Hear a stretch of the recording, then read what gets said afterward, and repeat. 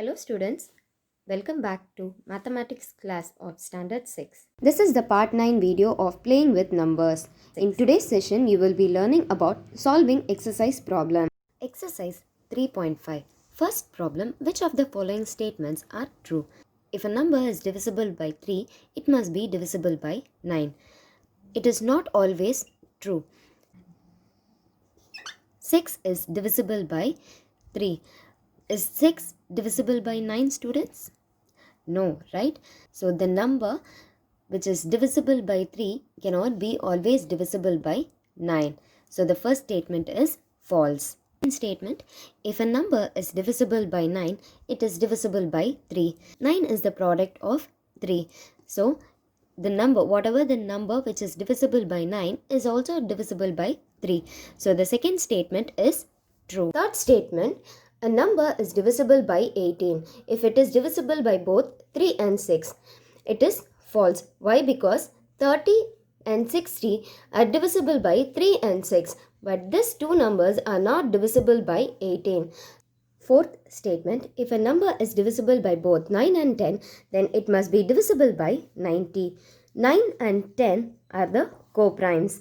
So their product is 90, and the number, whatever the number, will be divisible by 90 also. So the given statement is true. Fifth statement, if two numbers are coprime number, at least one of them must be a prime number. Let us take a number 15 and 32. These two numbers are coprime, whereas these two numbers are also a composite number. So the given statement is false.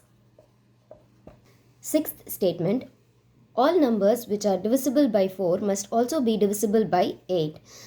It is false. Why? Because number 20 is divisible by 4, whereas the number 20 is not divisible by 8. So the given statement is false. Students, the rest of the statements is your homework. So read carefully the statement and solve it with an example. Then write whether it is true or false. Second problem, here are two different factor tree for 60 is given. Now what they have asked us to do is to write the missing number. First problem I will be solving, and the next problem you are going to solve it. Now they have asked us to find out the missing numbers alone. 60 can be written as 6 into 10, and this 6 is a multiple of 2 and 3. 10 is a multiple of 5 and 2. So this is how you are going to solve the next problem. Third problem, which factor are not included in the prime number factorization of a composite number? So if it is of a composite number, 6 is a composite number, which means it has more than 2 factors.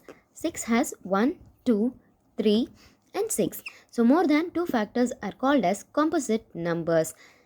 So we'll take this number. What are the numbers are not included in factorization method?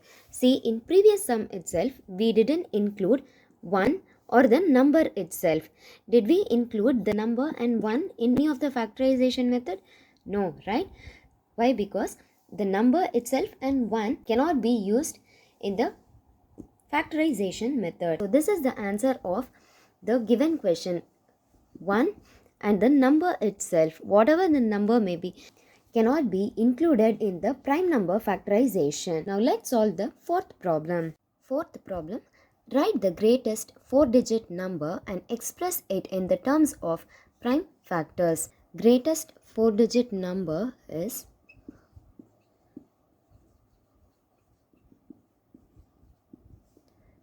9999. So this is the greatest 4-digit number. Now what we are going to do is we are going to express this in the prime factors method. 9999. So this will be easily divisible by 3. So 3 into 3333 will give the number 9999. So again this will be divisible by 3. 3 into 1111 will give 3333. 11 into 101 gives 1111. 101 is a prime number.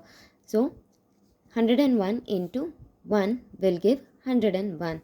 So now what I have done is written the greatest 4-digit number and represented them in the prime factor method. Now let's solve the sixth problem. Find all the prime factors of 1729 and arrange them in ascending order.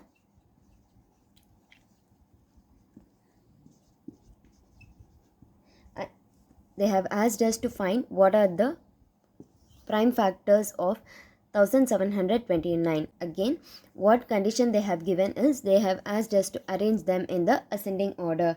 After arranging it, they have asked us to find out what is the relationship between the consecutive prime numbers.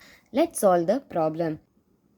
1729 has the prime factors as 7, 13 and 19.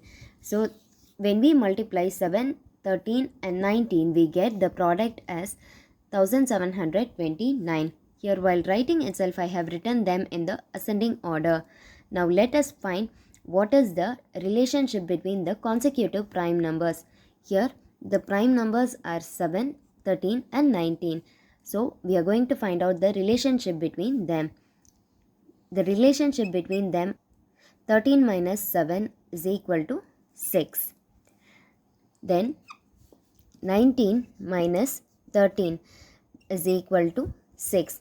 So the difference is 6. The relationship between the two consecutive numbers of the given number 1729 is 6. See here, when we subtract 13 from 7 or 19 from 13, we get the difference value as 6. So this is the relationship between among the numbers. Now let's solve the seventh problem. Seventh problem, the product of three consecutive number is always divisible by 6. So they have given three consecutive numbers, continuous number. Three consecutive number will be divisible by 6. Verify with some example. So let us take a number 2, 3 and 4. So these are the three consecutive numbers. 2 into 3 is 6. 6 into 4 equal to 24. So the number 24 is divisible by 6. One more example. 7 into 8 into 9. 7 8s are 56. 56 into 9 is 504. When we divide 504 by 6, 6 8s are 48. So 50 minus 48 is 2. Taking this 4 down, 6 into 4 is 24. So the product of three consecutive numbers is divisible by 6. Let's solve the ninth problem. Ninth problem, in which of the following expression prime factorization has been done? So the first two problems I will be doing. The next two problems you are going to solve it. So listen carefully while I am solving it. 24 equal to 2 into 3 into 4. The number 24 is being factorized as 2 into 3 into 4. 4 is a composite number. So the given number is not expressed as a prime factorization method. So this is not done in the prime factorization method. Let's solve the second problem, 56. 7, this is being expressed in the terms as 7 into 2 into 2 into 2. So here all the numbers whichever have been expressed as the prime factors of 56 is of a prime numbers. So the given number is being expressed as the prime factors. 10th problem, determine if 25,110 is divisible by 45. So they have given a number 25,110 is divisible by 45. 45 is a product of 5 and 9. 5 and 9 are the co-prime numbers. Now what we are going to do? We are going to check whether it is divisible by 5 and 9. If it is divisible by the product of co-prime numbers, then the given number will also be divisible by the co-prime numbers. Now let's check it. 45 is the product of 5 and 9. Factors of 5 is 1 and 5. Factors of 9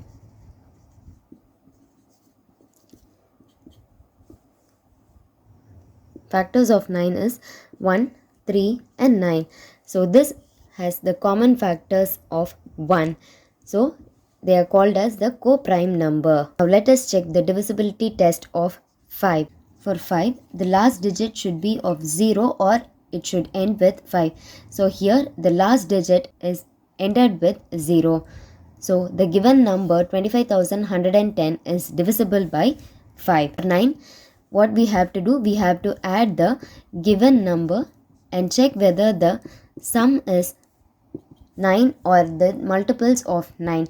If it is of 9 or the multiples of 9, then it is easily divisible by 9. 2 plus 5 is 7. 7 plus 1 is 8. 8 plus 1 is 9.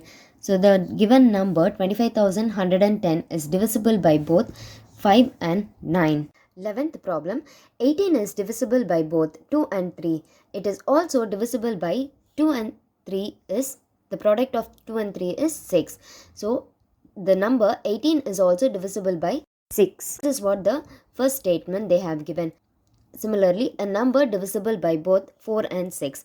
So what we have to find out is 4 into 6 equal to 24. So whether the given number will also be divisible by 24 or not. That is what they have given. Can we say that the number must be divisible by the product of 4 and 6? It is not always true that the product of the two numbers should also be the divisible of that number. For example, 12 and 36 are separately divisible by the numbers 4 and 6, but it is not divisible by 24. So the given statement is false. 12th problem. I am the smallest number having 4 different prime factors. Can you find me? So first what we have to find out is the smallest prime factors. So the smallest prime factors are 2, 3, 5, 7 are the 4 consecutive smallest prime number. Let us find the product of them. 2 into 3 into 5 into 7 equal to 2 3s are 6, 5 7s are 35. So 6 into 35 is 210. So the smallest number having 4 different prime factors are 210. So it has consecutive prime numbers and it is also divisible by that number. So students, this is all about today's class. In next class, you will be learning about HCF and LCM. Along with that, we will be solving the exercise problem. The leftover problems, whichever I haven't given in the classwork, is your homework.